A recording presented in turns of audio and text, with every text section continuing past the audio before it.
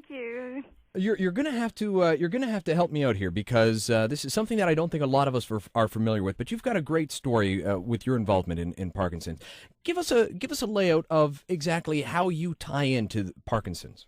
Well, I myself am not affected personally, but my uncle, my mom's brother, has Parkinson's and has suffered from Parkinson's for about 7 years. So, and I actually lived with him for 3 years, so I've seen the devastating effects of it directly.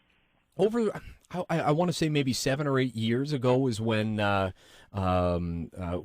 guess Parkinson's started getting a little bit more mainstream, started getting a little bit more recognition when Michael J. Fox started announcing. Have you noticed that there's at least been somewhat of a recognition factor for Parkinson's disease now? Yes, I think it's widely recognized, and everybody knows somebody. When I go around to friends and colleagues to ask for money, and everybody is more than willing to donate because everybody knows somebody who's been affected in some way, shape, or form by that disease, and it's pretty bad.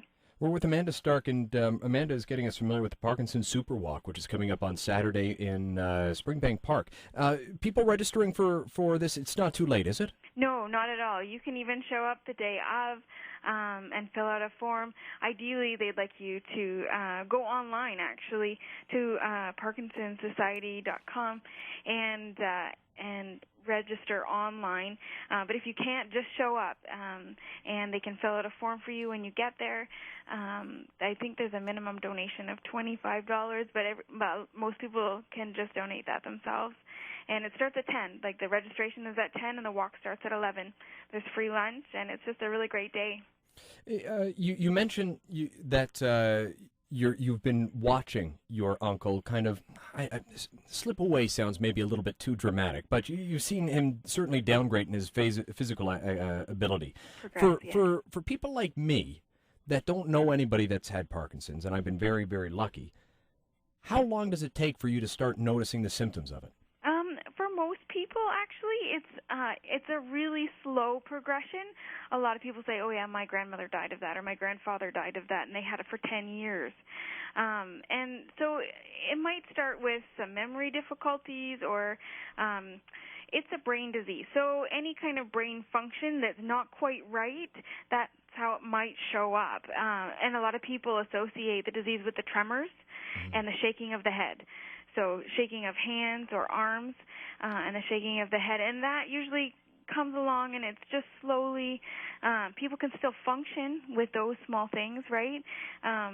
But then over, 10 to 12 years, they may see that, another thing goes and another thing goes. However, with my uncle, they were noticing his response to stress was different. He started with a really small tremor when he was when we first diagnosed, it was about 7 years ago, and he was only 42, wow. So young. But then, and it's actually taken its time in progressing. To some degree, it's only been 7 years, and now already he is almost immobile. He needs help with almost everything. He can only walk a few steps on his own. He has very limited mobility and dexterity. He has problems forming words, staying focused.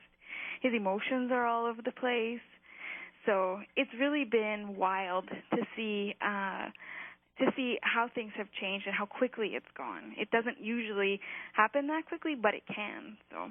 We're with Amanda Stark, and Amanda Stark is telling us her experience with her uncle who has Parkinson, and we're getting ready for the Parkinson Superwalk, which is happening in London come on Saturday. If you haven't already, then jump onto parkinsonsociety.com, or for that matter, just join them on Saturday at Springbank Park, and $25 minimum donation, and certainly going to a good cause. Do you know if the money stays local? It does, actually. I'm not all of it, probably. They need to disperse it amongst all of the locations. However, I do know a lot of the money stays within our community and goes to support things like patient support groups for the family. My uncle actually at one point had a deep brain stimulator put in, and so all of the costs that go along with that, this kind of walk supports all of those venues. That's amazing. I know that you, as well, it's kind of a cute story that when you first found out about your uncle, you decided that you guys wanted to do the walk in support of him, but without him knowing. Yeah. Why did you decide to do it without him knowing? Well, my mom thought it would be fun to do, and it would be a great investment for the family. He likes surprises, and he's just a fun, outgoing guy. So we thought, well, let's just do it without him. And then we surprised him that day, and he just was really touched by it. We went straight from the walk to his house, and my aunt had already planned a barbecue and everything without him knowing. And we made this big, huge deal about making a presentation to him and all the money we raised, and he was really moved by it. I can imagine. Listen, please give your best to your uncle, and from all of us here at CJBK, and thank you for doing all of this. Again, Saturday at 10 o'clock, the registration begins. 11 o'clock, the walk over at Springbank Park, the Parkinson Superwalk. ParkinsonSociety.com is the website. Amanda, thank you again so much for the time today. You're welcome. Thank you.